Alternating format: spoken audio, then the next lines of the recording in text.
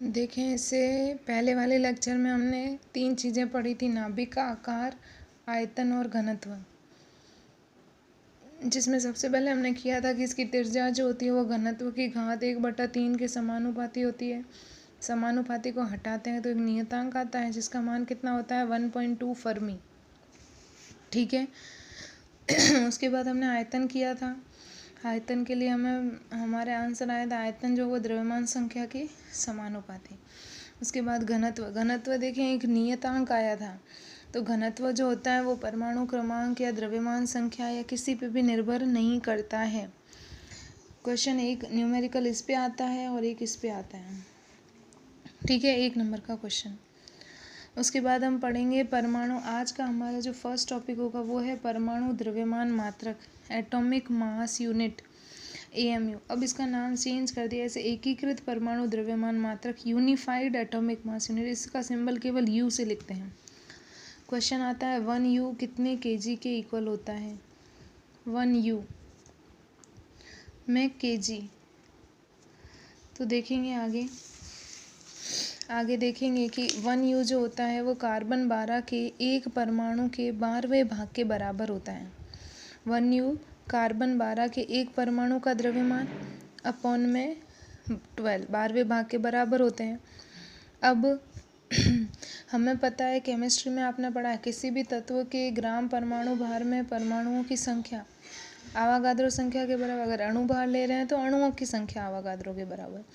तो कार्बन के लिए ग्राम परमाणु भार कितना होगा 12 ग्राम कार्बन में परमाणुओं की संख्या किसके बराबर होती है Na, मतलब आवागाद्रो संख्या। हमें पता है इसकी वैल्यू कितनी होती है 6.02 इंटू 10⁻23। ठीक है, यानी Na परमाणुओं का द्रव्यमान कितना होता है 12 ग्राम। तो कार्बन के एक परमाणु का द्रव्यमान Na का 12 ग्राम, तो एक का कितना हो जाएगा 12 अपॉन में Na। 1U equals to 12 upon में Na अपॉन में 12 से 12 कैंसिल हो जाएगा Na। 1 अपॉन में Na की वैल्यू होती है 1.66 इंटू 10⁻⁻24 ग्राम। ठीक है, यहाँ से यूनिट हमारी ग्राम चल रही है और ग्राम को किलोग्राम में चेंज करना है। 10 की घात -3 से गुणा, -24 और -3 कितना हो जाएगा -27 ग्राम किलोग्राम। ओके, कोई डाउट है इसमें। 1 नंबर का क्वेश्चन और आता है कि 1U में कितनी ऊर्जा होती है। 1U में कितनी ऊर्जा होती है या 1U को ऊर्जा में चेंज करूँ। तो आइंस्टीन का द्रव्यमान ऊर्जा समीकरण क्या बताता है कि हम द्रव्यमान को ऊर्जा में चेंज कर सकते हैं और ऊर्जा को द्रव्यमान में। यदि m द्रव्यमान है तो हमें उसे ऊर्जा जो होती है वो कितनी मिलती है E बराबर mc²। यानी m द्रव्यमान को अगर हम प्रकाश के वेग के वर्ग से गुणा करते हैं तो हमें इतनी ऊर्जा एक m द्रव्यमान से मिलती है। और 1U से कितनी ऊर्जा मिलेगी, तो 1U में कितने kg होते हैं वो हम निकाल चुके हैं, तो उससे निकलने वाली ऊर्जा भी निकाल सकते हैं। E इक्वल्स टू 1.6605 -27 और C 3 इंटू में 10 की घात 8 का वर्ग 1.6605 इंटू में 10⁻⁻27 9 इंटू में 10⁻8⁴ जब हम इसको सॉल्व करते हैं, देखो यहाँ ये हमारा था केजी में, ठीक है, ये मीटर पर सेकंड में था। यहाँ जब स्क्वायर करेंगे तो मीटर स्क्वायर पर second square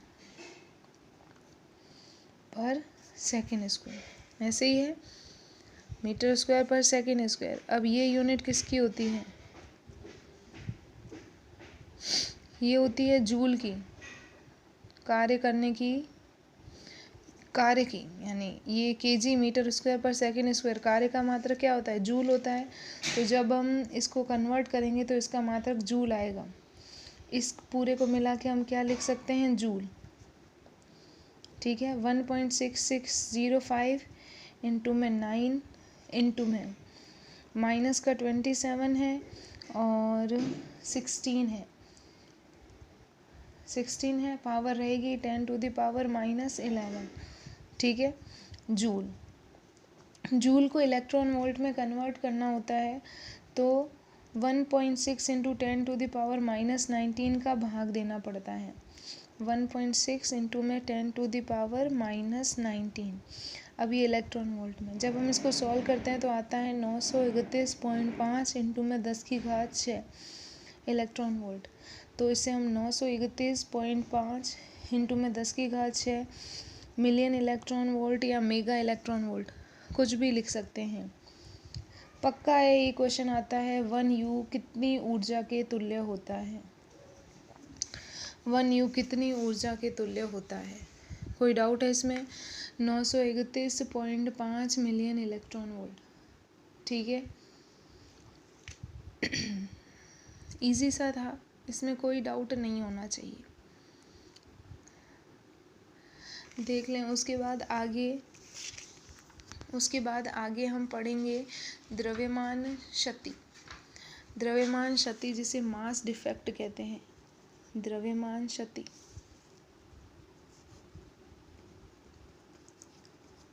very very important.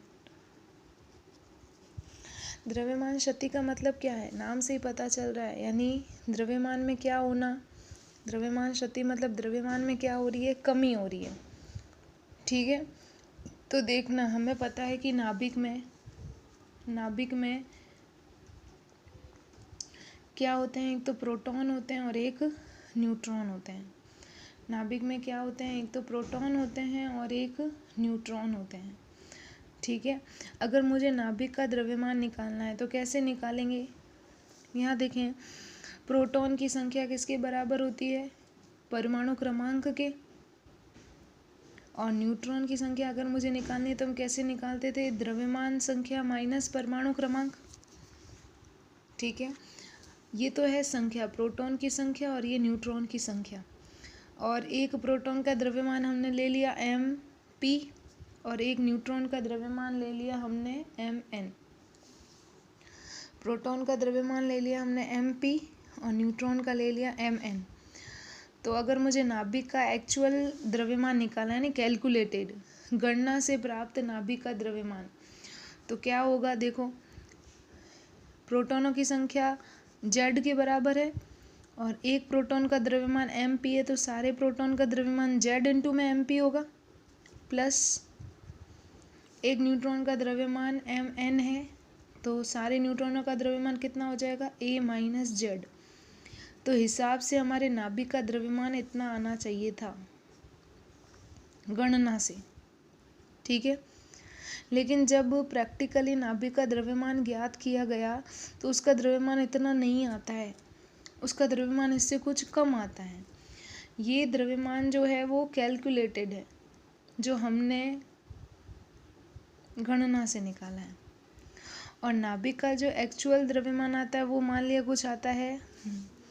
तो जब इनका कंपेयर करते हैं तो नाभिक का कैलकुलेटेड द्रव्यमान और एक्चुअल द्रव्यमान में फ़र्क आता है और ये वाला ज़्यादा आता है। मतलब हम कह सकते हैं द्रव्यमान में कुछ क्या हो गई है? कमी हो गई, उसे ही द्रव्यमान क्षति कहते हैं।